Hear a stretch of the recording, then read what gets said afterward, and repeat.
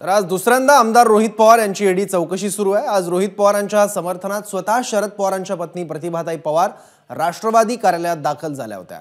याशिवाय रोहित पवारांच्या पत्नी कुंती पवार आणि वडील राजेंद्र पवार राष्ट्रवादी कार्यालयात होते।